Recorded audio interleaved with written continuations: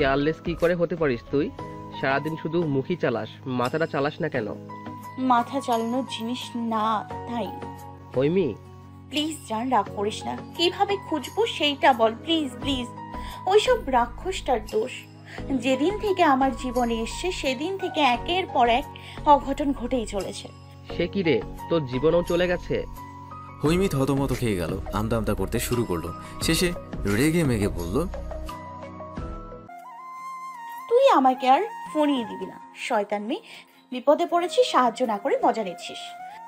তোর মুখে পোকা পড়ুক, তোর 32 পার্টি দাঁতে 64 পার্টির দাঁত হোক, ডাইনি বুড়ি হয়ে যা তুই শাকচুন্নি। একদমে বকে ফোন কেটে দিল হৈমি। রাগে ফুসফুস করতে করতে ফোন বিছানায় রেখে বেরিয়ে পড়ল। এদিকে নয়ন আবারও তাকে ফোন করে যাচ্ছে সমানে, অথচ রিসিভ করার নাম নেই। মনে মনে ভাবল, নয়না আপুকে ফোন করি, এই বাড়িতে থাকলে মা ভাইয়ার চোখে বা আমার চোখে পড়তো, তাহলে আপুর শ্বশুর বাড়িও ফেলে আসতে পারে। এই মেয়েটাকে নিয়ে আর পারা যায় না, ধুর। বলেই ফোন করলো নয়নাকে। নয়নাকে ফোন করে যা শুনলো, এতে 2 মিনিট মাথা ভন ভন করে ঘুরতে থাকলো নয়নের। রুদ্র হৈমির নেকলেস নিয়ে নয়নাকে দেখিয়েছে।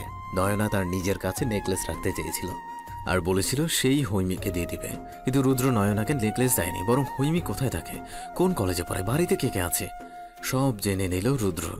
সব শুনে খানিকটা অবাক হয়েছে রুদ্র, যদিও ডিটেইলে কিছু বলেনি নয়না, শুধু এইটুকু বলেছে হৈমির বাবা মা বেঁচে নেই। রিয়াজ উদ্দিন এবং সাথে 20-25 জন বাচ্চার সাথেই থাকে হৈমি। এর যোগসূত্র কি তা বলেনি নয়না। রুদ্র বেশি প্রশ্ন করেনি। সবটা শুনে নয়ন ফোন কেটে আবারও হৈমিকে ফোন দিল, কিন্তু না, ফোন ধরার কোনো নাম নেই মেয়েটার। বিয়ের 3য় দিন রুদ্র নয়নার একমাত্র দেবর, তার সাথে প্রথম কথা বলল। তবুও সাবজেক্ট হৈমি। বেশ অবাক হলো নয়না এবং সূচনা। অজানা ভয়ে আষ্টে পৃষ্ঠে জড়িয়ে ধরল সূচনাকে। তবু মনকে মিথ্যে সান্ত্বনা দিতে লাগলো সে। বুকের ভেতর কেমন শূন্যতা হতে লাগলো, অস্থিরতারা ক্রমশ চেপে ধরল তাকে। সহ্য করতে না পেরে নিজের রুমে গিয়ে দরজা লক করে চোখের পানি ফেলতে লাগলো সে। ছোটবেলা থেকে মাকে পায়নি, মায়ের আদর ভালোবাসা পায়নি, নিজের বাবাকেও পায়নি। খালামণির ভালোবাসায় বেড়ে উঠেছে সে। বোঝ বয়স থেকেই রুদ্রর প্রতি আলাদা একটা টান অনুভব করছে সে। রুদ্রর খুঁটিনাটি সকল বিষয় সব সময় খেয়াল রেখেছে। ধীরে ধীরে বুঝতে শিখেছে রুদ্রর প্রতি তার টানের মানে, অনুভব করতে শিখেছে তার ভালোবাসাকে। প্রচণ্ড ভালোবেসে ফেলেছে সে রুদ্রকে। তার খালামণি তার এই ভালোবাসা দেখে তাকে কথা দিয়েছে সেই হবে শেখ বাড়ির ছোট ছেলের বউ। মনটা ভীষণ খারাপ। হৈমির মন খারাপের বেশিক্ষণ থাকা মানে বিশ্বে বড়সড় একটা রেকর্ড তৈরি হয়ে যাওয়ার মতো। আর এমন রেকর্ড হৈমি তৈরি করতে চায় না। সাইকেলটা নিয়ে ওনা দিয়ে মুখ পেঁচিয়ে বেরিয়ে পড়ল হৈমি। রাত তখন 8টা ছুঁই ছুঁই। ছোটবেলা থেকেই অভ্যাস তার রাতের বেলা চিকু মামার দোকানের আইসক্রিম চকলেট খাওয়া। দিনের বেলা কিনে এনেও রাতে খাওয়া যায়, কিন্তু সেটাতে হৈমি মজা পায় না। হৈমি মজা পায় রাতের বেলা দাদু ভাইকে লুকিয়ে সাইকেল নিয়ে বের হওয়াতে।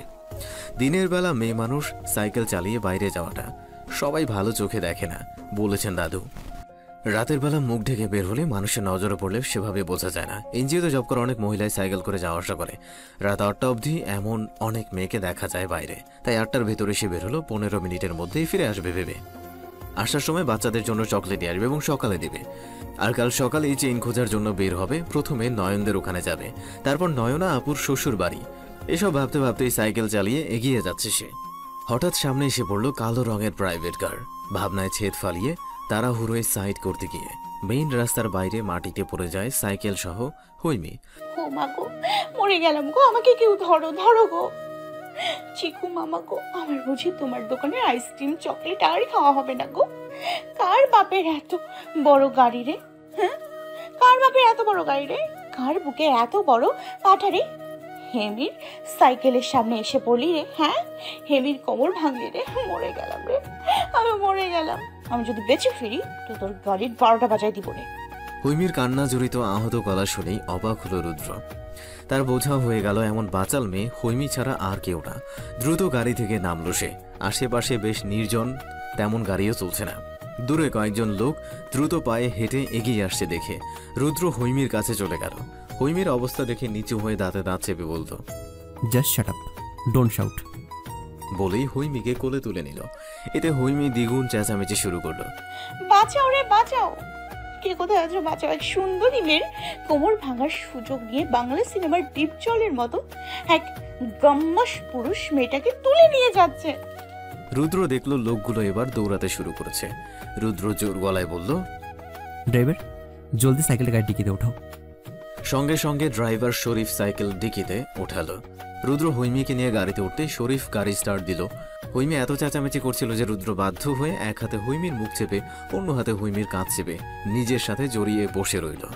খাঁচার ভেতর যে কোনো পাখিকে বন্দি করে রেখেছে রুদ্র, আর সেই পাখিটা বাইরে বের হওয়ার জন্য ছটফট করছে। নিজে সর্বাত্মক চেষ্টা চালিয়ে যাচ্ছে। ধস্তাধস্তি করতে করতে পা দিয়ে শব্দ করতে শুরু করলো হৈমি। ড্রাইভার শরীফ পেছনে ঘুরতেই রুদ্র ধমকে উঠল। যে কাজ করছো সেদিকে মনোযোগ দাও।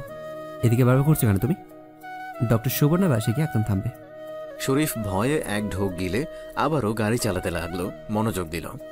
ভয়েস শুনে হৈমি চমকে উঠল। হাত দিয়ে মুখ চেপে ধরেছে বিধায় শুধু করে শব্দ করতে লাগলো। রুদ্র হাতটা আরেকটু শক্ত করে চেপে নিজের সাথে আরো শক্ত করে জড়িয়ে ধরে বসে রইল। হৈমি ছাড়ানোর চেষ্টায় জ্বালিয়ে যাচ্ছে। হৈমির এমন বাড়াবাড়িতে রুদ্র প্রচন্ড বিরক্ত হলো। রাগ হলো ভীষণ, দাঁতে দাঁত চেপে বলল, আর একটু নড়চড় করলে না তোমার অবস্থা খারাপ করে ছাড়বো আমি। তুমি কার কাছে আছো ভুলে যাও না। রুদ্রর সামনে কোনো পাগলামি চলবে না, সব পাগলামি ছড়িয়ে ফেলবে একদম। এবার হৈমি শিওর হয়ে গেল এটা সেই রোবট মার্কা ভূতরা। তাই আর দেরি নয় যে হাতে রুদ্র তার মুখ চেপে ধরেছে, সে হাতে সজোরে এক কামড় বসিয়ে দিল। সঙ্গে সঙ্গে রুদ্র হাত সরিয়ে হৈমির গালে ঠাসিয়ে দিল এক থাপ্পড়।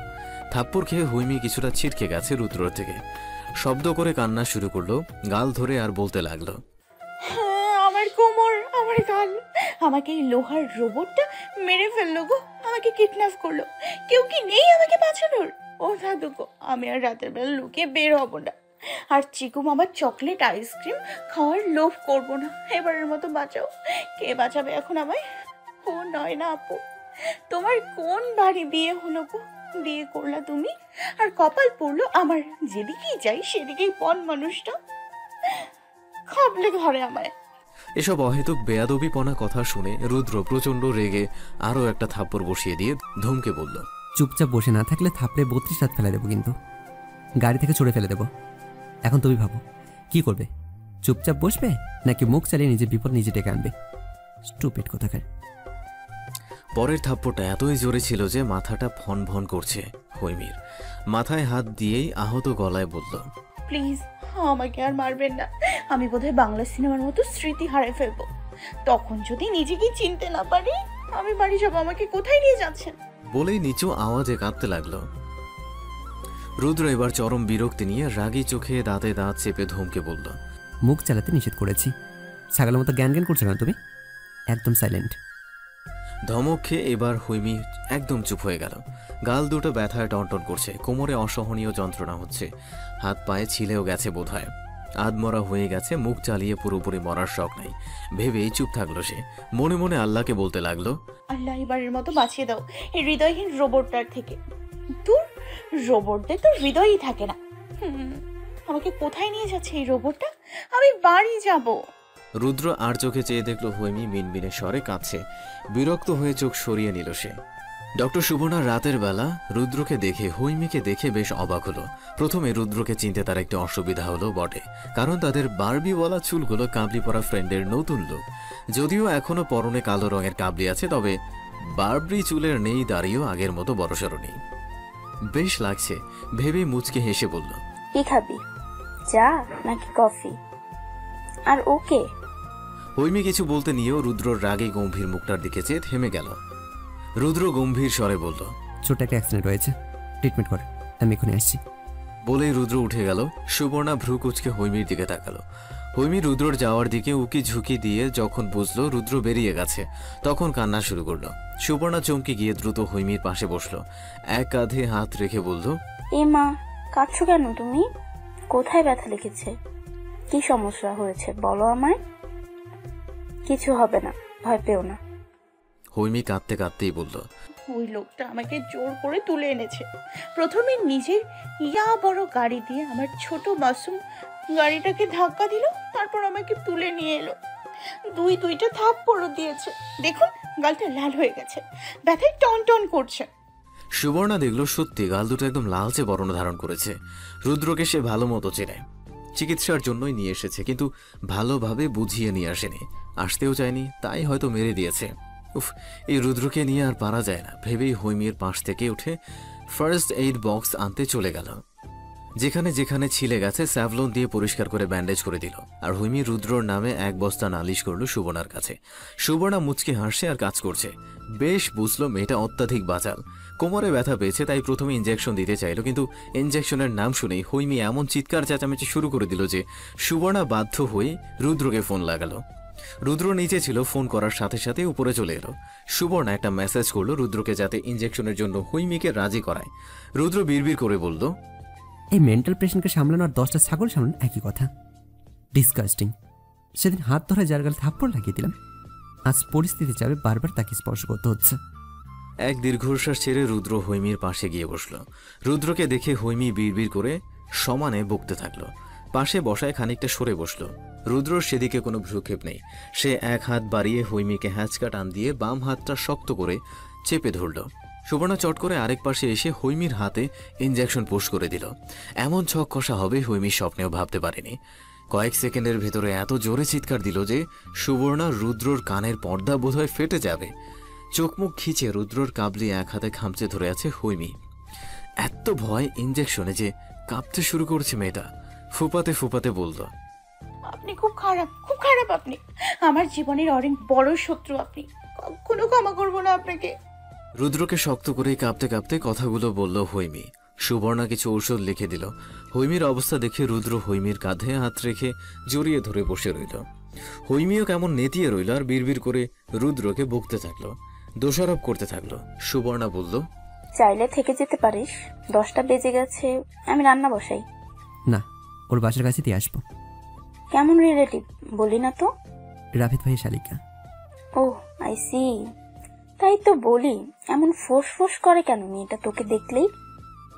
রুদ্র চোখ গরম করে তাকাতেই সুবর্ণা বলল, ওহ প্লিজ, এমন সিচুয়েশনে এমনটা ঠিক মানাচ্ছে না।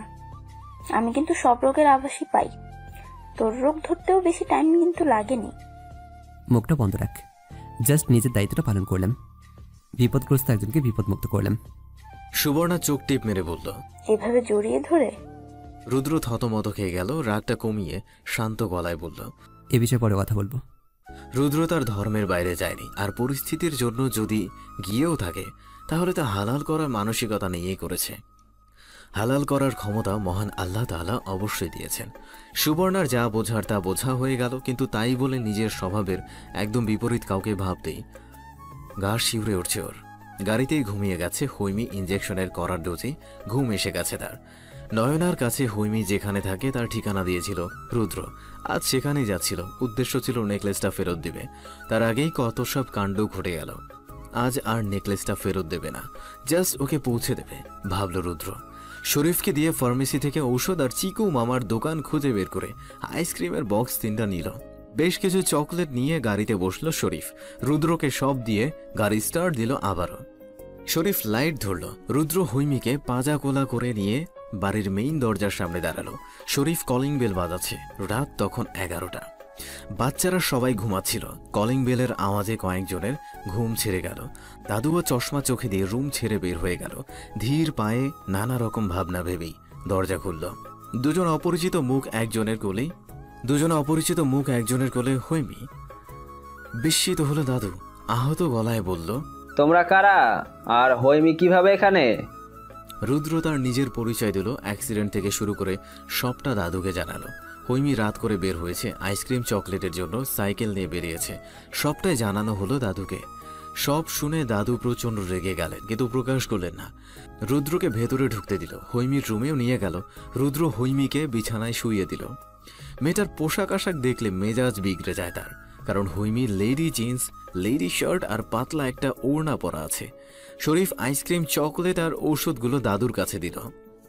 ঔষধ বুঝিয়েও দিল। রুদ্র বেশ রাগ নিয়েই হৈমির রুম থেকে বেরিয়ে গেল। দাদু রুদ্রকে কৃতজ্ঞতা জানালো। 1 কাপ চা অফার করলো, কিন্তু রুদ্র বেশিক্ষণ দেরি করলো না। যাওয়ার আগে বলে গেল, আশা করি এরপর রাত করে বের হবে না। দাদু যথেষ্ট জোর দিয়ে বললেন, অবশ্যই। আমি যদি একবারও টের পেতাম এমনটি হতে দিতাম না। এবার জেনেছি, এবার অবশ্যই নিষেধ করব। দিনের বেলা রুদ্র আজ হৈমির বাড়িতে গেল। 3 দিন আগে রাতের বেলা আসায় খেয়াল করা হয়নি। বাড়ির সামনে ছোট্ট গেটে লেখা ছিল সুখনীর। সুখ নিতে থাকে বলেই এত সুখ মনে স্টুপিডটার, ভাবল রুদ্র। কলিং বেলের আওয়াজে দরজা খুলল দাদু। রুদ্রকে দেখে চিনতে পারল সে। বেশ সৌজন্যতা দেখিয়ে ভেতরে বসতে বলল। রুদ্র চুপচাপ ভেতরে গিয়ে সোফায় বসল। দাদু জমিলা নামে কাউকে ডেকে চা দিতে বললেন। জমিলাও বলল। দাদুও গিয়ে সামনাসামনি সোফায় বসল। রুদ্র শুনেছিল এখানে আরো বাচ্চারা থাকে, তাই জিজ্ঞেস করল। শুনেছিলাম এখানে আরও বাচ্চারা থাকে। ঠিক শুনেছিলে, সবাই স্কুলে গেছে। ও আচ্ছা, আপনি কি আশ্রম চালান? কিন্তু নাম তো শুনিনি। দাদু মিটমিটি হাসতে লাগলো। রুদ্র শেখ এসেছে বাচ্চাদের খোঁজ নেওয়ার জন্য। কি সৌভাগ্য আমার। কিন্তু এটা আশ্রম নয়, এটা আমার একটা সুখী পরিবার। যে পরিবারের কর্তা আমি, কর্তি হৈমি দিদি ভাই। কথাটা রুদ্রর পছন্দ হলো না। হৈমি করতে হবে কেন? তার কর্তাই বা এই লোকটা হবে কেন? কাঠ কাঠ গলায় রুদ্র বলল। আমি ভনিতা করা লাইক করি না, আমি স্ট্রেট কথাবার্তা পছন্দ করি এবং অভ্যস্ত। জমিলা চা বিস্কেট সামনে দিল। দাদু রুদ্রর ভাবমূর্তি কিছুটা আঁচ করতে পারল, তবু বাকিটা শোনার অপেক্ষা করতে থাকলো। রুদ্রকে চা এগিয়ে দিয়ে নিজেরটা নিয়ে চায়ের কাপে এক চুমুক দিল। রুদ্র চায়ের কাপ হাতে নিয়ে বলল। হৈমির বিষয়ে ডিটেলস জানতে চাই। ওর অতীত কী ছিল, কীভাবে আপনার কাছে এলো? দাদু চিন্তিত মুখেই বলল। বলবো, কিন্তু সবটা শুনতে চাওয়ার কারণটা জানলে ভালো হতো। কারণ হৈমির প্রেজেন্ট গার্জিয়ান আমি। রুদ্র গম্ভীর চোখে মুখেই বলল। আর ভবিষ্যৎ গার্জিয়ান আমি। আশা করি এবার বলতে অসুবিধা হবে না। বিয়ের প্রস্তাব বুঝি কেউ এভাবে দেয়? বলেন দাদু। অন্য কারোর সঙ্গে আমাকে গুলিয়ে ফেলবেন না। আপনি বলুন, আমি যা শুনতে চাই। প্রস্তাবটা ঘটা করেই পাঠানো হবে, আপাতত সীমিতভাবেই দিন। ছেলেটা রকচটা, বেশ তেরা, আর সে যদি কিছু না বলে হয়তো সিন ক্রিয়েট করবে। বড় লোকদের মতিগতির ঠিক নাই, তাই গভীর দীর্ঘশ্বাস ছেড়ে দাদু বলতে শুরু করলেন। 3 বছর বয়সে বাবাকে হারায় হৈমি। হৈমির মা নির্জনা তখন বাচ্চা মেয়েটিকে নিয়ে বাপের বাড়ি চলে আসে। হৈমির বাবা সরকারি চাকরিজীবী ছিলেন। পেনশনের টাকায় মা মেয়ের বেশ ভালোই চলতো। বাপের বাড়ি মেয়েকে নিয়ে থাকায় কোনো অসুবিধা হতো না। খাবার, পোশাক সহ নিজের প্যারালাইজ মায়ের দায়িত্বও হৈমির মা নিয়েছিল, যার কারণে তার ভাইরাও বেশ সন্তুষ্টই ছিল তার উপর। ধীরে ধীরে হৈমি বড় হতে থাকে। স্কুলে ভর্তি করানো হয় তাকে। প্যারালাইজ মায়ের মৃত্যুর পরও কোনো সমস্যায় ভুগতে হয়নি ওদের। কিন্তু নিয়তির করুণ খেলায় হেরে গেল নির্জনা। একা বাঁচার লড়াইয়ে হেরে গেল সে। একা এক নারী হয়ে নিজের সন্তানকে নিয়ে দুনিয়ায় টিকে থাকার লড়াইটা খুব বেশি দিন করতে পারল না। ক্যান্সার নামক অভিশপ্ত রোগে আক্রান্ত হলো তার দেহ। দীর্ঘ 7 বছর ক্যান্সারে ভুগে মারা যায় তিনি। চিকিৎসা করানোর জন্য পেনশনের শেষ টাকা খরচ করতে চাইনি, তো মেয়ের ভবিষ্যতের কথা ভেবে বিনা চিকিৎসায় মৃত্যুবরণ করেছেন। হৈমিও তখন ছোট ছিল, এসব বোঝেনি। বাবা মায়ের ভালোবাসা, বাবা মায়ের মর্ম বুঝে ওঠার আগেই মেয়েটা বাবা মা হারা হয়ে গেল। এতিম হয়ে দুনিয়ায় টিকে রইল। তখনও মেয়েটা জানতো না এতিম হয়ে দুনিয়ায় টিকে থাকা একটা অভিশাপ। এতিম শব্দটার সাথে আমরা সবাই পরিচিত। আমরা সবাই জানি পিতামাতাহীন বালক বালিকাকে এতিম বলে গণ্য করা হয়। কিন্তু এতিম সংজ্ঞাটা যতটা সহজে আমরা ব্যাখ্যা দিতে পারি, দুনিয়াতে বাস্তবকৃত প্রত্যেকটা পিতামাতাহীন সন্তানরা এত সহজে তাদের জীবন অতিবাহিত করতে পারে না। হৈমিও পারেনি। 12 বছর বয়সী একটা মেয়ের দায়িত্ব নেয়নি কেউ। মামা দিয়ে আসে চাচার বাড়ি। দিনের পর দিন চাচির দুচ্ছায় সহ্য করে থাকতো সেখানে। বাচ্চা মেয়েটাকে দিয়ে কাজ করাতো, খাটিয়ে মারতো, তবুও মেয়েটা হাসি খুশি থাকতো। চাচির মাঝে মাকে খুঁজে বেড়াতো, চাচার মাঝে বাবাকে। কিন্তু চাচি কোনোদিন মা, চাচা কোনোদিন বাবা হয় না। এটা তখনই বোঝা যায় যখন একটা বাচ্চার সম্পূর্ণ দায়িত্ব তার চাচা চাচির ওপর চাপিয়ে দেওয়া হয়। হৈমির দায়িত্ব কেউ নিতে চায়নি, আবর্জনা ভেবে দূরে দূরে ঠেলে দিয়েছে। হৈমির বড় ফুপু এসব দেখে সহ্য করতে পারেনি, আবার নিজের কাছেও রাখতে পারেনি। ওই যে নিয়তির কাছে প্রত্যেকটা মানুষই বড় অসহায়। আর এই অসহায়ত্বকেই নির্মমভাবে গ্রাস করেছিল হৈমিকে। হৈমির ফুপু তাকে আশ্রমে রেখে যায়। আমি ছিলাম হৈমির চাচাতো দাদা। এই পৃথিবীতে অনেক অসহায় মানুষ দেখতে পারি আমরা। রাস্তায় অসংখ্য ভিখারি দেখতে পাই। ষাটোর্ধ্ব বয়সী বৃদ্ধদের রাস্তায় হাত পাততে দেখলে, তাদের অসহায় মুখের দিকে তাকালে তাদের প্রতি মায়া হয়, সহানুভূতি দেখাতে পারি। 4-5 বছরের বাচ্চাদের ফুল বিক্রি করতে দেখলেও আমাদের খারাপ লাগে। একটার জায়গায় 2টো ফুল কিনে সহানুভূতি দেখায়। অথচ আরও অনেক অসহায় মানুষ থাকে, দুঃখী মানুষ থাকে, যাদের অসহায়ত্বের কথা, দুঃখের কথা আমরা জানতেও পারি না। শিশু এবং বৃদ্ধ এই 2 শ্রেণীর মানুষ সব থেকে বেশি অসহায় হয়। কেন জানো? কারণ এই দুই শ্রেণীর মানুষ যখন তাদের পরিবারের জায়গা পায় না, তখন তাদের আশ্রমে রেখে আসা হয়, পরিবার থেকে বিচ্ছিন্ন করে দেওয়া হয়। শিশু বয়সটাই জীবনের শুরু, আর এই শুরুটাই যদি হয় বাবা মাহীন, পরিবারহীন, তাহলে এর থেকে বড় দুঃখজনক বিষয় আর কিছু হতে পারে না। তেমনি বৃদ্ধ বয়সটা একজন মানুষের জীবনে শেষ বয়স। শেষ বয়সে এসে সবাই চাইবে জীবনের শেষ সময়টা পরিবার, আত্মীয় স্বজন, ছেলে মেয়েদের সান্নিধ্যে থাকার, অথচ ভাগ্যের পরিহাসে শেষ সময়ে তাদের স্থান হয় বৃদ্ধাশ্রমে। এমন করুণ পরিণতি সত্যি কি কোনো বাবা মায়ের, কোনো মানুষের হওয়া উচিত? কিন্তু হয়েছিল আমার। হৈমীর স্থান হয়েছিল শিশু আশ্রমে, আর আমার স্থান হয়েছিল বৃদ্ধাশ্রমে। সরকারি চাকরিজীবী ছিলাম আমি। পেনশন আসার পর ছেলেরা আমাকে বৃদ্ধাশ্রমে পাঠিয়ে দেয়। 5 বছর আগের ঘটনা এটা। আমি বুঝতে পারি আমি আমার সন্তানদের মানুষ না অমানুষ গড়ে তুলেছি।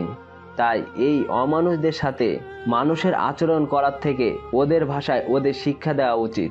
বৃদ্ধাশ্রমের মালিক ছিল একজন জজ।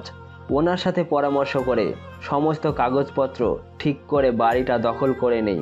বাড়ি থেকে বের করে দেই ছেলের বউদের। নিজের পেনশনের টাকায় বেশ চলছিল, কিন্তু নিঃস্বর্ণ জীবন কাটানো কারো ভালো লাগে না। এই বয়সটা তো নাতি নাতনিদের সাথে খেলাধুলা করার বয়স বলো। ছেলে আছে, নাতি আছে, নাতনি আছে, তবুও আমি নিঃস্ব। সিদ্ধান্ত নেই এই বাড়িটা আমি এমনভাবে গড়ে তুলে যাব যে সারা জীবন সবাই আমাকে স্মরণ করবে। আমি একটা আলাদা পরিবার তৈরি করব, যে পরিবারটাই কোনো বিভেদ থাকবে না, দুঃখ থাকবে না, থাকবে সুখ, হাসি খুশি একটা পরিবার আমার। যে পরিবার থেকে আমি আমার সব দুঃখ কষ্টকে ভুলাতে পারবো। কথায় আছে বৃদ্ধ বয়সে প্রত্যেকটা মানুষের মাঝে শিশুসুলভ আচরণ এসে যায়, আমারও এলো। আর এই সুখনীর পরিবারকেই সত্যিকারে সুখনীর করার জন্য মরিয়া হয়ে উঠলাম। আমি সফলও হলাম। আজ আমার এই নীড়ে শুধু পাখিদের কিচিরমিচির। আর এই সূচনা হয় হৈমীকে দিয়ে। হৈমীর বয়স তখন 12 বছর। ওর দাদা আমার চাচাতো ভাই ছিল। আমি লোকমুখে শুনেছিলাম হৈমীকে আশ্রমে দিয়ে আসা হয়েছে। বড্ড আফসোস হলো, ছোটবেলায় বাবাকে হারানো শেষ ভরসা ছিল মা। ভাগ্যের নির্মম পরিহাসে সে মাকেও হারালো। মহান আল্লাহ তাআলা যা করেন তাতেই নাকি মঙ্গল। কিন্তু মা বাবা দুজনকে নিয়েই মেয়েটাকে এতিম করে দেওয়া কি মঙ্গল ছিল? তখন আমি জানতাম না। যেহেতু আমরা চাচাতো ভাইয়ের বংশধর, সেহেতু আলাদা একটা টান ছিলই। একটু খুঁটিয়ে দেখতে গেলে সমাজে অবহেলিত ছিলাম বৃদ্ধ হিসাবে আমি, আর এতিম হিসাবে হৈমী। হৈমী ছিল পিতামাতাহীন বলে এতিম, আর আমি ছিলাম কুসন্তানদের বাবা হওয়া এতিম। এসব বিবেচনা করে মায়ার টানে আমি হৈমীকে আমার কাছে নিয়ে আসি। আমার সুখ নীড়ে প্রথম কোনো পাখির আগমন ঘটে। তখন হৈমী এত চঞ্চল প্রাণোচ্ছল ছিল না। মেয়েটা ভীষণ চুপচাপ থাকতো। এটুকু বয়সে এত ধাক্কাগুলো নিতে পারেনি। ভালোবাসা, পরিবার বুঝে ওঠার আগেই সব কেড়ে নিয়েছে ওপরওয়ালা ওর থেকে। মেয়েটা গুম মেরে থাকতো কেমন। ধীরে ধীরে আমার সাথে খানিকটা স্বাভাবিক হতে থাকে। আমার বাড়িতে তখন রহিম নামে এক ছেলে কাজ করত। হৈমীকে ক্লাস 8-এ ভর্তি করেছিলাম তখন। ভোর 6টায় ওকে পড়তে বসিয়েছি। অঙ্ক করাচ্ছিলাম বীজগণিতের। তখন রহিম চেঁচামেচি করতে থাকলো, রিয়াজ কাকা তাড়াতাড়ি বাইরে আসুন। আমি আর হৈমী বিছানা ছেড়ে বেরিয়ে এলাম।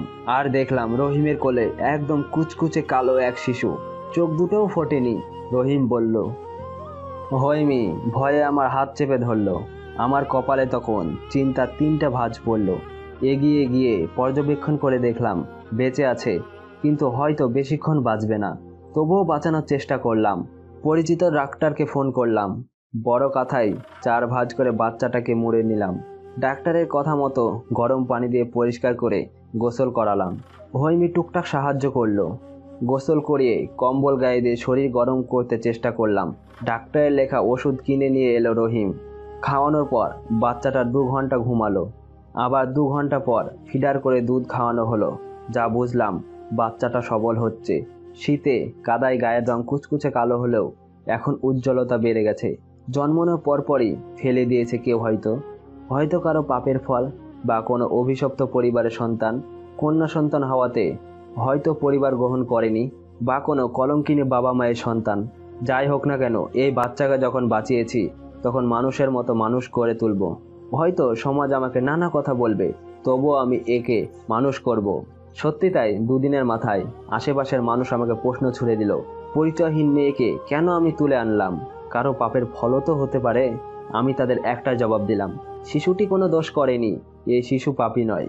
যখন কোনো সন্তান তার বাবা মায়ের দায়িত্ব অস্বীকার করে বাবাকে বৃদ্ধাশ্রমে দিয়ে আসে, তখন তো তোমরা প্রতিবাদ করতে আসো না? পিতামাতাহীন এতিম এক সন্তানকে যখন তার পরিবার বংশের লোক তার সকল অধিকার থেকে বঞ্চিত করে শিশু আশ্রমে দিয়ে আসে, তখন তো তোমরা প্রতিবাদ করতে আসো না? ন্যায় অন্যায় শেখাতে আসো না? চুপচাপ ঘরে বসে থাকো, দূর থেকে শুনে আহারে ও হারে করো। তাহলে এখন কেন তোমাদের এত মাথা ব্যথা এই বাচ্চা শিশুটিকে নিয়ে?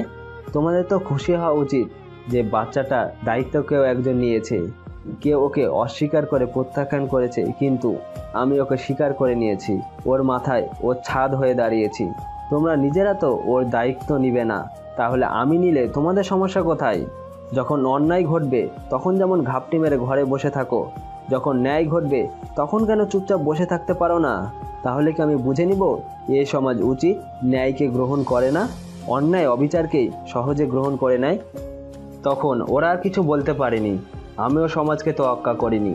এই সমাজ, পরিবার, আত্মীয় স্বজন তো সেই দিনই ত্যাগ করেছি যেদিন আমার ছেলেরা আমাকে বৃদ্ধাশ্রমের জায়গায় দিল।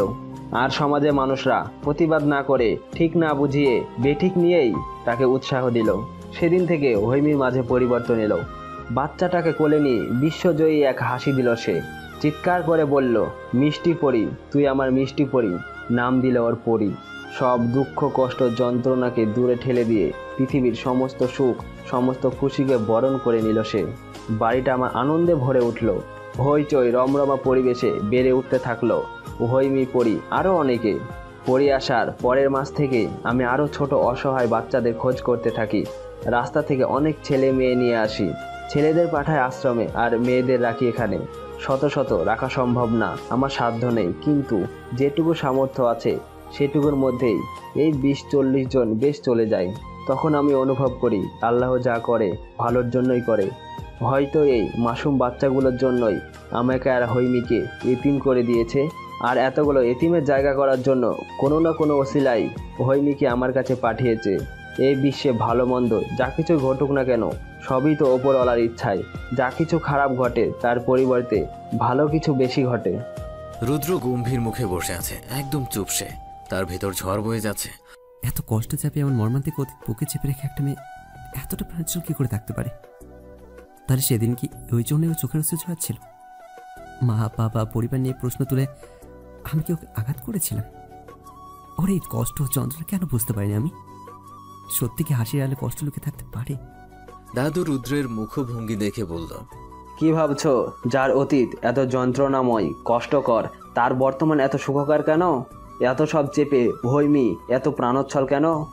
রুদ্র দাদুর দিকে তাকালো। দাদু মৃদু হেসে বলল, আমাদের আশেপাশে এমন বহু পরিচিত মুখ রয়েছে যাদের দেখে, যাদের সাথে ঘন্টার পর ঘন্টা সময় কাটিয়ে মনে হবে এর থেকে সুখী দুনিয়ায় আর দুটি নেই, অথচ প্রকৃতপক্ষে সেই মানুষটার জীবন গোড়া থেকে জানতে গেলে বুঝতে পারবে এর থেকে দুঃখী মানুষ দুনিয়া আর দুটি হয় না। অথচ সে ভাবটা এমন করে যেন সেই পৃথিবীর সব থেকে সুখী মানুষ। যখন দেখবে কোনো মানুষ কারণ ছাড়াই খুব সুখী থাকে, অকারণে বেশি কথা বলে, তখন বুঝবে সে কিছু একটা লুকাচ্ছে। আর তার এই লুকোচুরিতেই রয়েছে এক আকাশ সমান দুঃখ কষ্ট যন্ত্রণা। নিজের দুঃখ কষ্ট যন্ত্রণাকে নিজের ভিতর চেপে সর্বক্ষণ কিছু মানুষদের হাসিয়ে রাখে। অন্যদের সে হাসি খুশি জীবনটা দেখে নিজেও হাসে, নিজেও সুখ পায়, নিজেও হাসি খুশি জীবন বজায় রাখার চেষ্টা করে। আবার আমাদের আশেপাশে এমন বহু পরিচিত মুখ রয়েছে যাদের দেখে, যাদের সাথে ঘন্টার পর ঘন্টা অনেকটা সময় কাটালে বোঝা যায় এই মানুষটা অনেক বিষণ্ণ। সেই বিষণ্ণতা দেখে আমরা ভাবি, ইস না জানি কত দুঃখে রয়েছে, ইস না জানি কত কষ্টে রয়েছে। তার জীবন পর্যালোচনা করে দেখতে গেলে ফলাফল মিলবে তার জীবনে আসলে তেমন আহামরি কোনো দুঃখই নেই। সে জীবনে অনেক পেয়েছে, তার জীবনে সব রয়েছে, অথচ তার আরও চাই। এই চাই চাই এর থেকেই যদি অল্প পরিমাণ কম পাই তাহলেই তাতে বিষণ্ণতা চেপে ধরে। সব দিক দিয়ে নিজে সুখী, তবু অল্প পরিমাণ কিছু চাহিদা কমতি ঘটলেই নিজের জীবনসহ আশেপাশের অনেক মানুষের জীবনও বিষণ্ণ করে তোলে। মুখে ছেয়ে থাকে বিষাদের ছায়া। প্রথম উদাহরণটা হৈমির হলেও দ্বিতীয়টায় নিজের সাথে বেশ মিল পেল রুদ্র। সত্যি তো, তার সব আছে, বাবা আছে, মা আছে, ভাই আছে, একটা গোটা পরিবার আছে তার। অথচ সে আরো চাই করে। অল্প কিছু শূন্যতা, অল্প কিছু অভিমান নিজের মধ্যে চেপে রেখে পরিবারের উপর অভিমান থেকে সকলের উপর বিরক্ত রাগ প্রকাশ করে। অথচ প্রকৃতপক্ষে সে পৃথিবীর সবচেয়ে সুখী মানুষ। আর হৈমি এত দুঃখ কষ্ট বেদনা চেপেই সবসময় হাসি খুশি থাকে। কেউ বুঝবেই না মেয়েটার এমন একটা অতীত আছে, ভাবল রুদ্র। দাদুর কথায় রুদ্রর ভাবনায় ছেদ পড়ল। দাদু বললেন, হৈমি সবসময় হাসি খুশি থাকতে পছন্দ করে, সবাইকে হাসাতে ভালোবাসে। হৈমিকে দেখে আমার বহুবার একটা কথাই মনে হয়, তা হলো একটি মেয়ে সীমাহীন দুঃখ কষ্ট সহ্য করার ক্ষমতা রাখে। সীমাহীন কষ্ট বুকে চেপে প্রাণ খুলে হাসতে পারে শুধুমাত্র একটি মেয়ে, একজন নারী। হৈমির মাঝে যেমন আমি 4-5 বছরের বাচ্চাকে দেখতে পাই, তেমন ওর মাঝে আমি আমার মাকেও দেখতে পাই। ওর মাঝে আমি আমার মেয়েকে দেখতে পাই, ওর মাঝে আমি আমার নাতনিকে দেখতে পাই। নয়নের পরিবারের সাথে ও যখন অল্প সময় কাটায় তখন সেই অল্প সময় এমনভাবে কাটায় যেন অল্প সুখটাই ওর সারা জীবন মনে থাকুক। সবার সাথে খুব প্রাণ খুলে মিশে মেয়েটা। পরিবার নিয়ে ওর যেমন নেগেটিভ ধারণা রয়েছে তেমন পজিটিভ ধারণা রয়েছে, যেমন নেগেটিভ অনুভূতি রয়েছে তেমনি পজিটিভ অনুভূতি এবং আবেগে রয়েছে। রুদ্র চাটা শেষ করল, গম্ভীর স্বরেই বলল, থ্যাঙ্কস, আমার যতটুকু জানা জেনেছি, এবার উঠি। আরও তো কথা থেকে গেছে দাদু ভাই। বলুন। হৈমির মনে পরিবার নিয়ে এতটা নেগেটিভ ভাবনা এসে গেছে যে ও চায় না কখনো পার্মানেন্টলি কারো পরিবারের সাথে নিজেকে জড়াতে। ওর ধারণা পরিবার মানে দুঃখ কষ্ট যন্ত্রণা, পরিবার মানেই অল্প সুখের বিনিময়ে অনেকটা সুখ কেড়ে নেওয়া, পরিবার মানে একটু আলোর কিনারা দেখিয়ে সারা জীবন অন্ধকারে ডুবিয়ে দেওয়া। মেয়েটা সবসময় বলে সে কখনো বিয়ে করবে না, সে এভাবে হেসে খেলে বাচ্চাদের নিয়ে জীবন পার করে দেবে।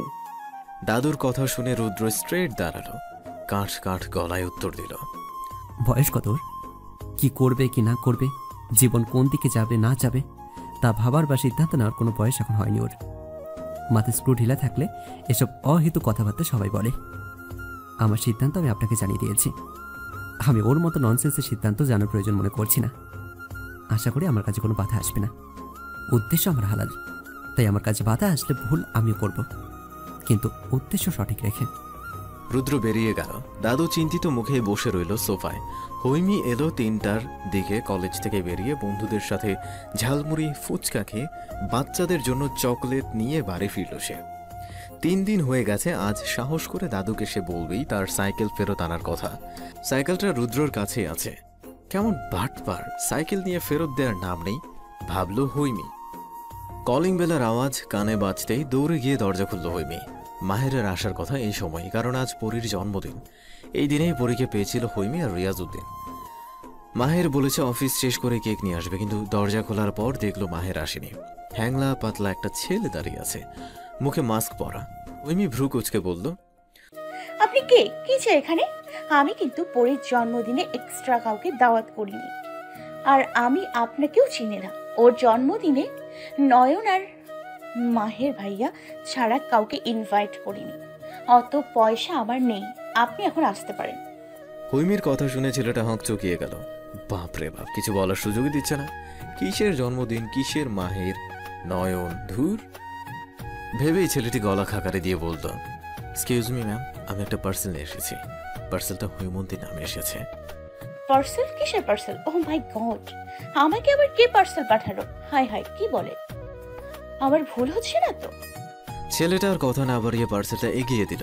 হৈমি অবাক চোখে পার্সেলটা হাতে নিয়ে চোখ বড় বড় করে কিছু বলতে নিতে ছেলেটা দ্রুত পা চালিয়ে চলে গেল। হৈমি কয়েকবার ডাকলেও সে 1 মিনিট দাঁড়ালো না, যেন এখান থেকে কেটে পড়লেই সে বাঁচে। মেয়ে মানুষ যে এমন নাগিনীর মতো ফুসফুস করে তা আগে শুনেছিল, আজ নিজের চোখে দেখতেও পেল। আমার ভালোবাসায় আমি করব তোমায় গোপন্দিনী। আমার ভালোবাসার উষ্ণ ছোঁয়ায় ছুঁয়ে দেবো তোমার ওই হৃদয়খানি। রুদ্র। হৈমি বড় বড় করে চেয়ে বসা থেকে লাফ দিয়ে উঠে দাঁড়ালো। পুরো রুম জুড়ে ঘুরছে আর বারবার পড়ছে লেখাটা। নাম রুদ্র? কোন রুদ্র? ও মাই গড, ওই বন মানুষটা? হায় আল্লাহ, বলে কি বেটা? আমার নামে এই লেখা পাঠিয়েছে, কাহিনী কি? শালা আমি একটু হাত ধরেছিলাম বলে থাপ্পড় লাগাই দিছস। প্রেম করতে তো আর ধরে নাই, যাচাই করতে ধরেছিলাম আর তুই মার লাগাইছস, গাড়িতে মার লাগাইছস, ইঞ্জেকশন দিয়ে আমার হাত লোলা করে দিছস, তবু একটা শিক্ষা দিতে পারলাম না। আর তুই আমাকে কতবার ছুঁয়েছিস, আবার চিঠি পাঠিয়েছিস ঢং। এই এক মিনিট, ব্যাটা আমার চিঠি পাঠাই কেন? ব্যাটার রোম্যান্টিক বাক্য লিখে ঘটনা কি? আমার মতো কিউট মাইয়ার প্রেমে ওই বহু মানুষ রাগী গম্ভীর বদমেজাজি বলা পড়লো। ও মা গো, বলে কি? কপালে 3 ভাঁজ ফেলে ভ্রু কুচকে পার্সেলের দিকে তাকালো। আরও কিছু আছে কিনা চেক করতেই তার নেকলেসটা পেল। খুশিতে লাফিয়ে উঠল। তার মানে নয়না আপুর শ্বশুর বাড়ি ফেলে এসেছিলাম। খুশিতে গদগদ হয়ে চিন্তা গলায় পড়ে নিল। আবারও চিঠিটা ওলট পালট করে দেখলো আর ভাবল, ব্যাটার মতি গতি ঠিক ঠেকছে না, কিন্তু কিভাবে দিব? কিছু বলেই তো ঠাস ঠাস লাগায়। ভেবেই ন্যাকা কান্না কাঁদলো। তখনই রুমে এলো এলা। এলা এবার ক্লাস 5-এ পড়ছে। সেও সুখ নীরের একজন সদস্য। মাহেরকে সব বাচ্চারাই কিউট ভাইয়া বলে ডাকে। হৈমি শুধু ভাইয়া আর পরি বয়ফ্রেন্ড বলে ডাকে। এলাকে বলল, তুই যা, আমি এক্ষুনি আসছি। এলা চলে যেতেই হৈমি আবারও চিঠিটা পড়ল। মাথা তার হ্যাং হয়ে আছে, কিছুই ঢুকছে না। এসবের মানে কি? আপাতত এই বিষয়ে মাথা থেকে ঝেড়ে ফেলে রুম ছেড়ে বের হলো সে। সকলে মিলে কেক কাটল। একসাথেই সকলে খাওয়া দাওয়া করল। রাত তখন 8টা বাজে। দাদু রাতে তাড়াতাড়ি ঘুমিয়ে পড়ে এবং ফজরের সময় উঠে নামাজ আদায় করে ভোরে ওঠার দরুন আগে আগেই ঘুমায় তিনি। নয়নকে নিয়ে এসেছে মাহের। তাদের মা সমানে ফোন করছে তাড়াতাড়ি বাড়ি ফেরার জন্য, কিন্তু বাচ্চারা বায়না ধরছে গান শুনবে। হৈমি বাচ্চাদের গানের প্রতি এত আগ্রহ দেখে মাহেরকে বলল, ভাইয়া তুমি এক কাজ করো, প্রতি ফ্রাইডেতে ওদের 2 ঘন্টা করে সময় দাও আর গান শেখাও। ওদের সাথে আমিও শিখবো, যাতে ওরা যখন গান শুনতে চাইবে আমি শোনাতে পারি। প্রস্তাবটা মন্দ লাগলো না মাহেরের। সে তো চায় সব সময় হৈমির সাথে থাকতে, হৈমির পাশে থাকতে, কিন্তু পড়াশোনা কাজ এর জন্য হয়ে ওঠে না। তাছাড়া প্রত্যেক সপ্তাহে সুখ নেড়ে আশাই হয়, তাহলে আশাটা গুরুত্বপূর্ণ করে তুলে মন্দ হয় না। এক টুকরো সুখের আশাই তো সুখ নেড়ে আশা। তার এক কথায় রাজি হয়ে গেল মাহের। হৈমি তখন লাফিয়ে উঠল আর বলল, আমাকে কিন্তু গিটার বাজানো শিখিয়ে দিতে হবে। চোখ ঘুরিয়ে মাথা দুলিয়ে হাত নেড়ে কথাটা বলল। মাহের তার দিকে অপলকভাবে চেয়ে মৃদু হাসল আর মাথা নেড়ে সম্মতি জানালো। হৈমি মাহেরের 2 গাল টেনে দিয়ে বলল, সত্যি তুমি কিউট বয় অ্যান্ড কিউট ভাইয়া। আমরা খুব খুব লাকি তোমার মতো একজনকে আমাদের পাশে পেয়েছি। ইস, মেয়েটা পাগল করে দেবে আমায়। এভাবে কাছে এসে ছুঁয়ে দিলে নিজেকে যে সামলাতে পারি না রে পাগলি। এক ঢোক গেল মাহের, নিজেকে সংযত করে বলল, এবার যে উঠতে হবে লিটন ওয়াইফ, এবার তাহলে আসি। পাশে পরি বসেছিল, তার দিকে তাকিয়ে কথাটি বলল মহেন। পরিও কিউট একটা হাসি দিয়ে বলল, আচ্ছা আবার আসবে। মাহের পরির কপালে কিস করে বলল, ওকে ডিয়ার। নয়ন আর মাহের চলে যেতেই হৈমি নিজের রুমে গিয়ে ভাবতে লাগলো, এসবের মানে কি? এমন একটা লেখা কেন উনি আমায় পাঠালেন? কোনো খাবলা নেই তো? নয়নকে বলাও হলো না মাহের ভাইয়া ছিল বলে। সে যাই হোক, এবার ওনাকে কড়া কথা শুনিয়ে দিব কয়েকটা, আর আমার সাইকেলটাও ফেরত নিব। কেমন শয়তান বেটা, তোর ধান্দাবাজি আমি ছোটাবো। ওয়েট কর শুধু, লুচ্চা কোথাকার। চোখে ঘুম নেই রুদ্রর। নিজেকে বড্ড পাগল পাগল লাগছে তার। এতদিন হয়তো সকলে তাকে পাগল ভাবত, কিন্তু বেশ কয়েকদিন ধরে সে ফিল করে সে সত্যি পাগল। ঘুমাতে পারে না, খেতে পারে না, বন্ধুদের সাথে বাইরে আড্ডা দিতে পারে না। বাইরে গেলে মন বাড়ি বাড়ি করে, বাড়ি এলে মন বাইরে যেতে চায়। এই যন্ত্রণা সহ্য করতে পারছে না রুদ্র। মন শুধু বলে মেয়েটাকে নিজের কাছে নিয়ে আয়, তার ভেতরের সব দুঃখ কষ্ট যন্ত্রণা ভুলিয়ে দেয়। নিজের ভালোবাসায় তাকে বন্দিনী করে ফেল। বুকের ভেতর যে ছোট্ট খাঁচার দরজা খুলে দিয়েছিস, যত তাড়াতাড়ি সম্ভব খাঁচার ভেতর আটকে সেই খাঁচার দরজাটা বন্ধ করে ফেল, যেন আর কখনো বেরোতে না পারে। সারা জীবন তোর বন্দিনী হয়ে থাকে। কিন্তু মেয়েটা তো ম্যাচিওর না, সবাই ইন্টার ফার্স্ট ইয়ারে পড়ছে। এই বয়সী মেয়েকে কি করে বিয়ে করে ঘরে তুলবে? শোয়া থেকে উঠে বসলো রুদ্র, জোরে জোরে শ্বাস নিতে থাকলো। রাত হলেই দম যেন বন্ধ হয়ে আসে। বাচ্চা মেয়েটার মাঝে কি এমন আছে, এত কেন পাগল তার জন্য? কত মেয়েকে থাপড়েছে শুধুমাত্র এই প্রেম ভালোবাসায় জড়াবো না বলে। হৈমির তুলনায় বেশ বড় মেয়েরাই প্রপোজাল দিয়েছে, অথচ ছোট হয়ে এমন কাণ্ড করার জন্য কত অপমান করেছে। তাদের বাবা মায়ের কাছে নালিশ দিয়ে বিচার শাস্তির ব্যবস্থাও করেছে। আর আচ্ছা, তাদের তুলনায় ছোট বেশ বাচ্চা একটা মেয়ের জন্য এমন ছটফট করছে। যদিও মেয়েটা সভ্য হতো, তা তো না, সারাক্ষণ ইডিয়েটের মতো বকবক করেই যায়। এটাকে মানুষ বানাতে ক বছর লেগে যাবে কে জানে, ভাবল সে। দুঃখ হচ্ছে, কষ্ট হচ্ছে, যন্ত্রণা হচ্ছে, আবার সুখও হচ্ছে। বুকের ভেতরে এক চিনচিনে ব্যথা, অজানা অচেনা ব্যথাটা খুব করে নাড়া দেয় আজকাল। এই সুখ দুঃখের কিনারা কোন অবধি ঠেকেছে জানা নেই তার। জানা শুধু তাকে চাই, ভালোবাসার বন্দি করতে চায় তাকে। ঘুমানোর জন্য চোখ বুজলে হৈমির কথাগুলো কানে মাথায় বাজে অবিরত। মনে হয় মেয়েটা কানের কাছে এসে চিল দিয়ে কিছু কথা বলে ঘুমে ডিস্টার্ব করছে। কিছু বলার জন্য চোখ খুললেই পুরো রুম ফাঁকা। এমন যাতনা না দিলে কি নয়। অসহ্য লাগছে রুদ্রের। একটা সেকেন্ড হৈমিবিহীন থাকা যেন দায় হয়ে পড়ছে এই অল্প কয়েকদিনে। হুট করে কি থেকে কি হয়ে গেল। যেদিন থেকে হৈমির অতীত জেনেছে সেদিন থেকেই যেন তার বুকটা তার জন্য খুব পড়ছে। কেমন যেন মায়ায় জড়িয়ে গেছে, যা থেকে একটু ওঠার চেষ্টা করতেই বেশি জড়িয়ে যাচ্ছে। সকাল 8টা বাজে। প্রতিদিন ঘুম থেকে দেরিতে উঠলেও আজ তাড়াতাড়ি উঠছে রুদ্র। উদ্দেশ্য হৈমিকে দেখতে যাওয়া। সারা রাত যাকে এক পলক দেখার জন্য ছটফট করছে, সকালে তাকে দেখতে না যাওয়াটা বড্ড বেমানান। এত আগে রুদ্র উঠে পড়েছে দেখে সুরভি বেগম আর সূচনা বেশ অবাক হলো। নয়না জানতো রুদ্র আজ দ্রুতই উঠবে, কারণ সে বেশ বুঝতে পারছে রুদ্র হৈমির প্রতি যে কোনোভাবেই হোক না কেন বেশ উইক অ্যান্ড ভেরি পজেসিভ হয়ে পড়েছে। বিয়ের পর 2 দিন নয়নার সাথে রুদ্র কথা বলেছে, তবুও হৈমিকে নিয়ে হৈমির বিষয়। যদিও শুধু প্রশ্ন করেছে, এর বাইরে একটা ওয়ার্ডও বলেনি, তবুও নয়না বেশ বুঝতে পেরেছে। রুদ্র নিচে আসতেই সূচনা কফির মগ সামনে ধরল। রুদ্র সূচনার দিকে একবার কফির মগের তীরে একবার চেয়ে গম্ভীর স্বরে বলল, সামনে থেকে সর, দেরি হয়ে যাচ্ছে আমার, আমি খাবো না। তোমার জন্য বানিয়েছি, খেও নাও প্লিজ। মাথা নিচু করে বলল সূচনা। রুদ্র দাঁতে দাঁত চেপে বলল, সকাল সকাল এসব কি করতে বলেছে তোকে? পয়সা নেই, যা পড়তে বস। সুরভি বেগম টেবিলে ব্রেকফাস্ট গোছাতে গোছাতে বলতেন, রুদ্র, মেয়েটা বানিয়েছে, খেয়ে নে, ধমকাচ্ছিস কেন? রুদ্র কোনো কথায় কান না দিয়ে সূচনাকে পাশ কাটিয়ে হন হন করে চলে গেল। সূচনার চোখ বেয়ে 2 ফোঁটা জল গড়িয়ে পড়ল। কফির মগটা নিয়ে কিচেনে চলে গেল সে। নয়নার খানিকটা সন্দেহ হলেও পাত্তা দিল না।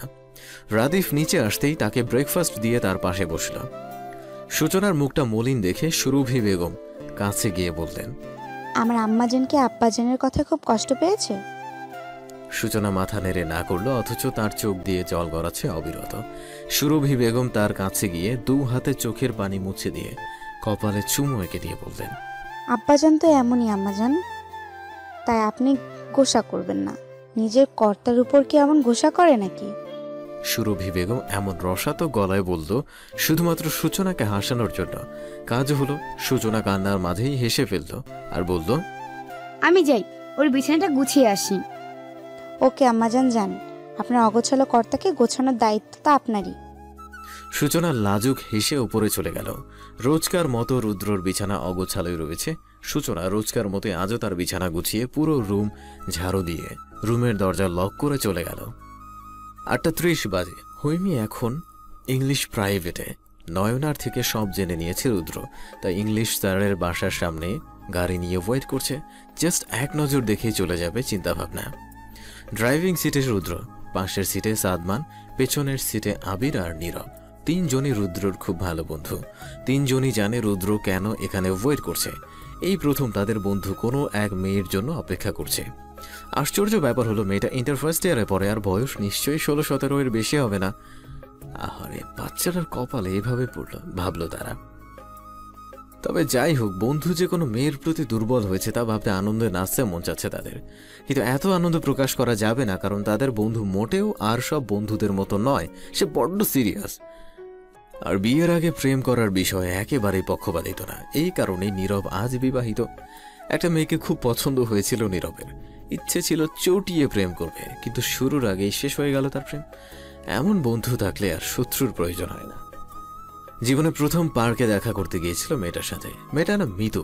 সেই প্রথম দেখাতেই তাদের সম্পর্কের প্রণয়ের আগেই পরিণয় ঘটে গেল।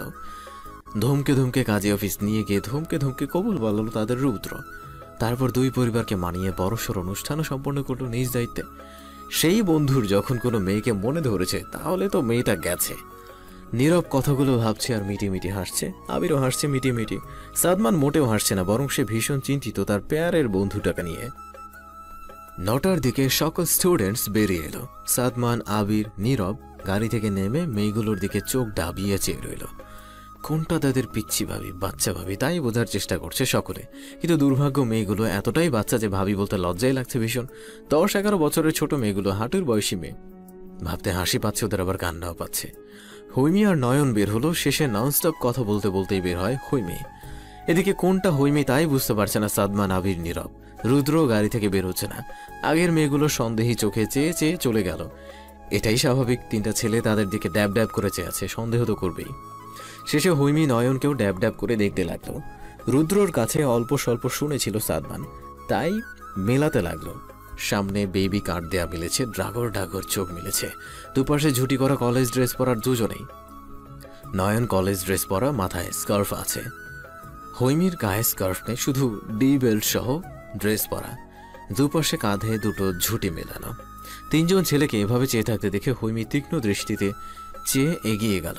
কোমরে 2 হাত রেখে ঘাড় উঁচু করে বলল, এই যে বুইরা ধামরা ভাইয়া, এখানে কি চাই? হ্যাঁ, এমন ভুতুম প্যাচের মতো চেয়ে আছেন কেন? লজ্জা করে না অবুঝ মেয়েগুলোর দিকে এভাবে তাকিয়ে থাকতে? হ্যাঁ, চোখ একদম গেলে দিব। ঘরে কি মা বোন নেই যে বাইরের বোনদের এভাবে দেখতে আসছেন? হ্যাঁ, এক্ষুনি গিয়ে স্যারকে নালিশ করবো যে তার বাসার সামনে বদের আছে কয়েকটা ছোকরা দাঁড়ায় আছে, লজ্জা শরমের বালাই নাই। কেমন করে তাকাই থাকে মেয়েদের দিকে? হ্যাঁ, বলে রাগে চোখ দাঁত কটমট করতে লাগলো। নয়ন হৈমিকে ইশারায় চুপ করানোর চেষ্টা করছে। 3জনই ভরকে গেল কথা শুনে। একদমে কতগুলো বদনাম দিল মেয়েটা। ছি, মনে হয় বদনামের সাবজেক্ট নিয়ে এমএ পাশ করে রেডিও শোনালো। এই যে মিস পিচ্চি আপু, আপনি একটু বেশি বলছেন। আমরা এখানে আমাদের ভাবিকে দেখতে আসছি, বাচ্চা মেয়েদের দেখার এত শখ নেই। ভাই নিয়ে আসছে আমাদের, নয়তো পুস্কেদের দেখার জন্য খুব আগ্রহী নেই একদম। ভাবি দেখতে আসছেন, ভাবি দেখেন। সব মেয়ের দিকে তাকাতে কে বলেছে? সব মেয়েরা কি আপনার বাপের সম্পত্তি? আমাদের দিকে তাকাইতেছেন এভাবে? তাকাইলে চোখ লাগবো। আমরা দুজন যথেষ্ট সুন্দরী, আমাদের কুনজরে যদি চেহারা নষ্ট হয় না, চোখ একদম তুলে নিব। হৈমি আরেকটু এগিয়ে গিয়ে বেশ ঝগড়া শুরু করে দিল। বাবা, মেয়ের ঝাঁজ ছোট মরিচের মতো ঝাল, একে দেখলেই প্রমাণ মিলবে, ভাবলো সাদমান। কথাটা বলে শেষ করতে না করতেই ঠাস। নয়ন সহ 3 বন্ধুই ভয়ে কেঁপে গেল।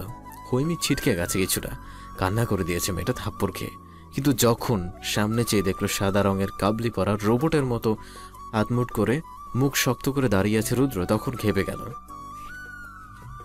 নয়ন ভয়ে সামনে ঢোক চেপছে, হৈমিকে গিয়ে ধরল। হৈমি এবার গলা ফাটিয়ে বলতে শুরু করলো, শয়তান গোমরা মুখ, লোহার হাত, মান যন্ত্র মানব, তুই আমাকে আবার মেরেছিস, ছাড়বো না আমি তোকে। বলেই নিচ থেকে ইটের খণ্ড তুলে ছুড়ল রুদ্রর দিকে। রুদ্রর কপালে লেগে ছিটকে পড়ে গেল নিচের খণ্ডটা।